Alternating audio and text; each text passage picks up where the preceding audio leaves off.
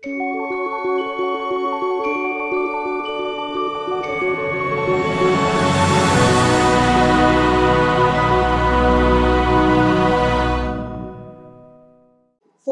Not the Only Game by Alan Coombs. Chapter 1. Grove Celtic. First time I saw Jaffa was in August. I guessed he was in his late 40s. He looked frog-like riding his bike, and I nearly choked when Willie told me he was a football manager. For a start, he was chubby, fat even, with saucer eyes and a mouth that grabbed for air like it was in short supply. Maybe he had asthma. He was riding a too small bike, a kiddie's cycle, I thought, so his legs crooked ridiculously at the knee. They were almost touching people on the edge of the pavement as he rode by them, and he was a short arse. On his back was a mini rucksack like girls sometimes have. Stuck to the corners of the bag were Celtic crosses. "That's him," Willie said. "That's Jefferson." I couldn't believe my eyes and ears. When Willie had first told me about this footy team that was starting up with a new manager taking over, I'd pictured somebody like Roy Keane, all screwed up eyes and mean expression, fit and 40. Jefferson was none of these. You'd even have a problem taking him seriously as a grown-up. "So he's going to be the boss at this Grove Celtic youth team you want me to sign up for?" I asked Willie in disbelief. Willie sounded a bit hurt by my tone. "Yeah, he knows his stuff, Harry. Football mad he is. Don't judge a book by its cover." "He doesn't look the part to me," I said. "Looks more like a man who never kicked a football in his life." Willie adjusted his ridiculous baseball cap with its outsized peak and looked at the sky, maybe so he didn't have to look me in the face. "Rain a-coming, mate," he says. "Where to now?" Willie wanted me in that team, whatever it took. We'd had about 10 phone calls that summer wanting me to sign up for various youth teams. Not to mention the visits from a couple of scouts, Villa and Vale. Talk about sublime to the ridiculous. They all wanted a bit of me. Without blowing my own trumpet, everyone says I've come on a bomb as a teenager and I'm a natural with a football. I'm fast and fit and could do more tricks with a ball than a seal in a circus. But it hasn't always been like that. I knew what Willie was angling for with his where to now. He wanted an invite to our house. To start with, he fancied my sister like mad. Our Trudy's nearly 22, 6 years older, and well out of Willie's league anyway. But being brought up a well-mannered girl, she gives him the time of day. She's nice to him rather than giving him the bum's rush. Willie, being a shy guy and short of experience of lady friends, interprets this as a come-on. I haven't the heart to spoil his day, week, month life. But he hasn't got a prayer, so I let the situation take care of itself. The other thing with Willie, real name David Williams, is that his dad is a head teacher, which means he has to watch his language whenever he's at home. He gets fired on from all sides. "I'm not letting you go out in that. David, I don't like you talking like that. Homework finished, David." Like most of us, Willie does an occasional cuss and swear, and there's no chance of that kind of freedom at his house. 2 years ago, Willie, his sister and his parents came up to our area from Portsmouth, and I was the first person at our school to become mates. Everyone else was taking the mick out of how he talked, calling him yokel and wurzel. Not me. I soon worked out that Willie was a football nut and supported Pompey, who was still in the Premier League at that time, so what did his accent matter? Football and knowing your stuff was everything. Most kids these days support Man U, Chelsea and Liverpool and Spurs and the arse. To them, support means buying an expensive top and standing up and shouting at the telly during match of the day. Pathetic. No way is that a real supporter. Mount Academy, the school Willie and me go to, plays mainly rugby. Why? It goes back to when the Mount was a fee-paying school for posh kids and rich families. Then they took in kids who passed the 11+. Suddenly rugby wasn't the only sport. "Rugby's our tradition, boys," Roy Scott, our sports teacher, told us when we were sprogs in year 7. For the first 5 years at the Mount, I had to make a pig's ear of playing rugby to make sure I didn't get picked for the school team and my Saturdays were free for football. It wasn't hard to screw up. Scrumming down meant sticking your face next to some smelly kid's arse.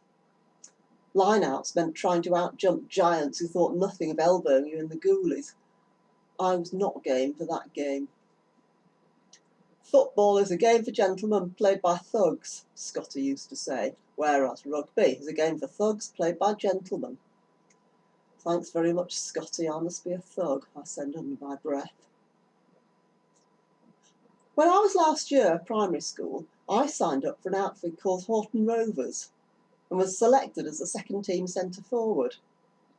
At times, it seemed like Horton Rovers' reserve's main purpose was to make the goal differences of the other teams on the table look respectable. The second game I played for Horton was a 22-1 defeat. I am serious. It's still the record score in that league, and I was a part of it.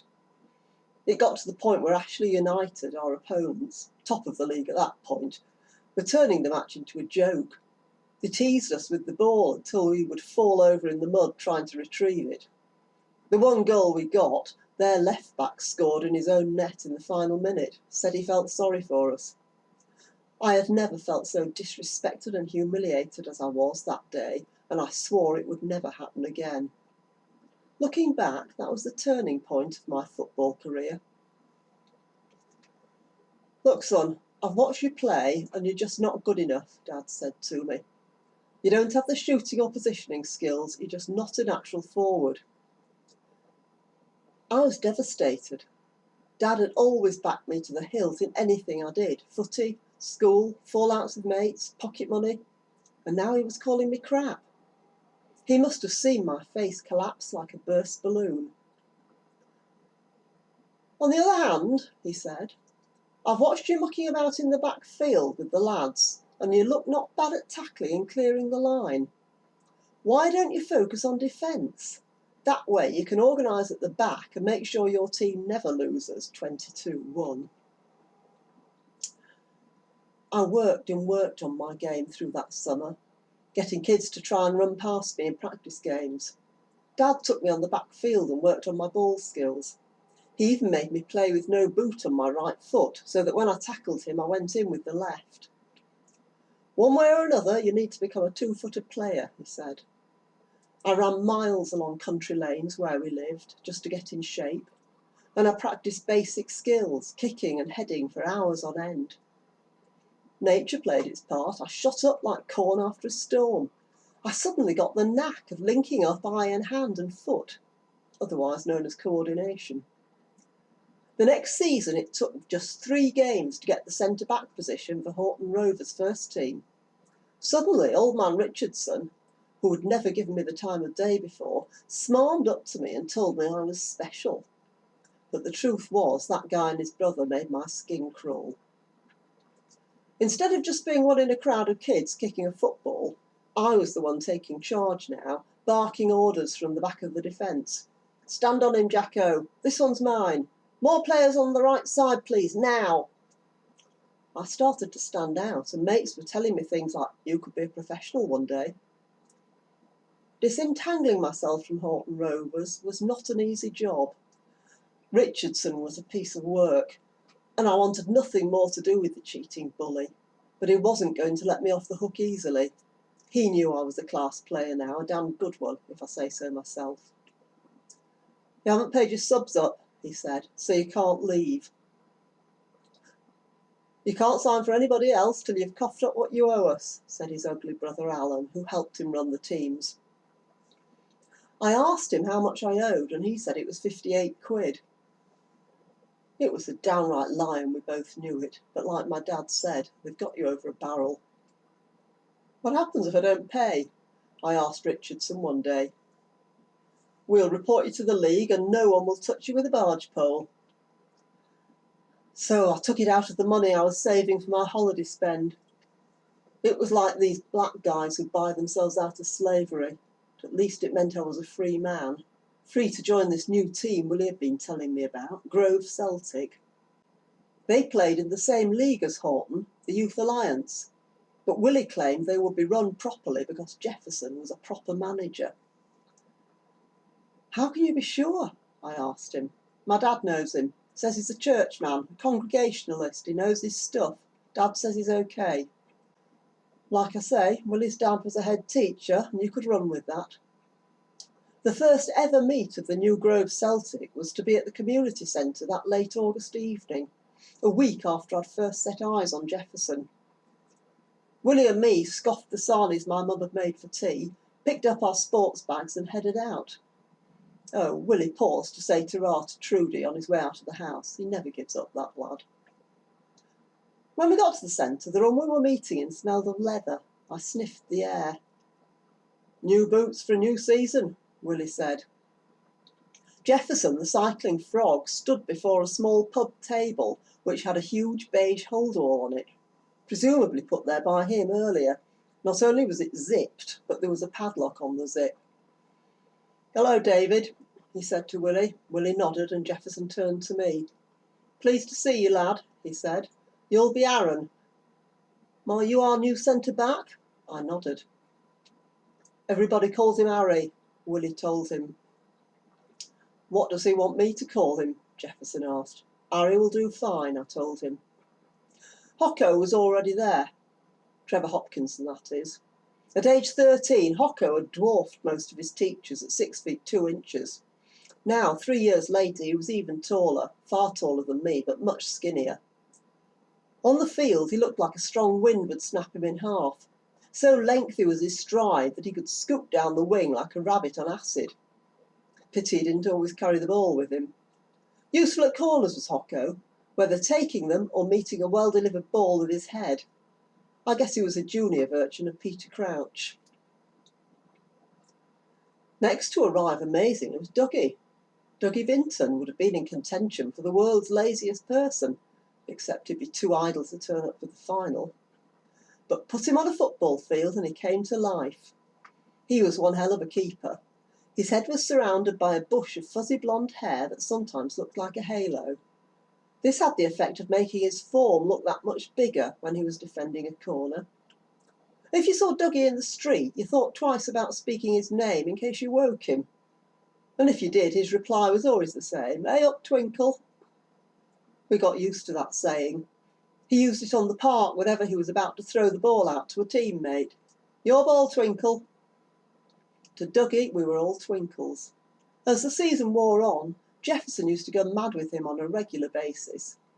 "We haven't got 10 twinkles in the team, Dougie. Call the name or the ref will book you."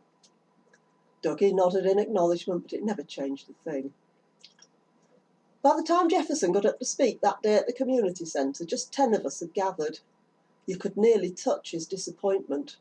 That wasn't enough for a squad, team and subs, much less the reserve squad we'd hoped to build and enter in what was a quality youth league. Over the years, that league had been a breeding ground for loads of young players who'd made the grade in the lower levels of professional football. Willie told me 10 players had been offered professional contracts in the last 6 seasons. Jefferson stood up in front of a small table, nervously shuffling the holdall on the top in front of him. There was much throat clearing, and then he started. "Welcome, guys, to the inaugural meeting of Grove Celtic." I liked that, inaugural. When I was playing for Horton, old man Richardson would never have used a word like that. First would have been enough for him. Using inaugural gave Jefferson a touch of class. "We may not be a big group yet, but we'll grow," he said in a confident way that made me believe him. "Right, I want to set some ground rules. Your captain for this season is David Williams." He indicated with an open hand where Willie was sitting. "Most of you know David. You know he's a good footballer and an honest, reliable person. That's what I want in a captain." This small youth, who I didn't know, asked a dumb question. "What about when he's not playing?" "We'll deal with that if we get to it," Jefferson said, and before anyone could challenge him, he added, "Next rule is about team selection. For now, that will be me and me alone." The youth who'd spoken up, who I later learnt was called Ian Zamontas, spoke up again. We haven't got a team yet, there's only 10 of us. Where are you going to get the other players from? Oh, they'll come, Jefferson said. Like you, I'm a bit disappointed with today's turnout, but that's just a hiccup.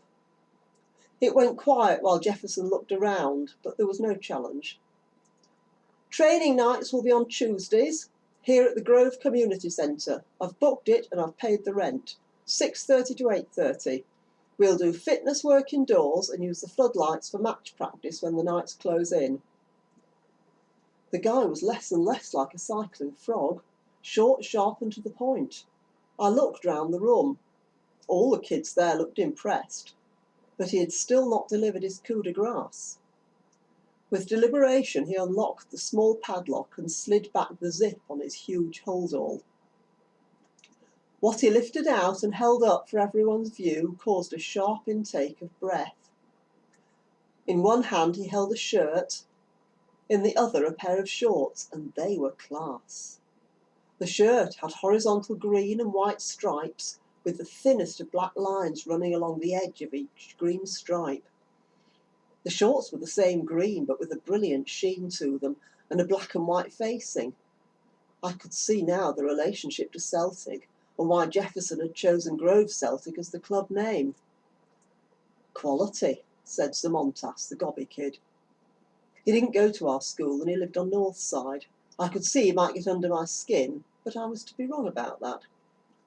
Smugness invaded Jefferson's face. He knew kit like this meant the word would spread like wildfire. It was great gear and must have cost him an arm and a leg. What about Horton Rovers? Dougie asked, sticking up his hand as though he was still in school. What about them? They train here. They're not going to like it if we do as well. Old man Richardson will blow his top. Dougie was right. Richardson was known for his temper, and he managed Horton, my ex-team, with the assistance of his younger brother Alan. Alan was something else. He once thumped me when I was playing for them because I scored an own goal. I hated him from his designerless stubble down to the greasy tops he never changed. We're booked at the centre for Tuesdays, Jefferson said. They've got Wednesdays, so it's not a problem. Anyone not turning up for training will not be picked to play in the match that week, and that's a rule. Most of us brought our stuff for a kickabout, but Jefferson said he hadn't booked the practice pitch. No matter, a few of us changed in the bog and went to the field across the road. Who turns up an hour later, just as we were leaving the centre, but Bernie Ball? Somebody must have texted him. A bit of smart gear and Bernie was on board. I'd moved through school from year 7 with Bernie. He had everything going for him, good looks, a natural sportsman, bright at schoolwork, and parents who were loaded. He headed across the room towards Jefferson and signed up there and then.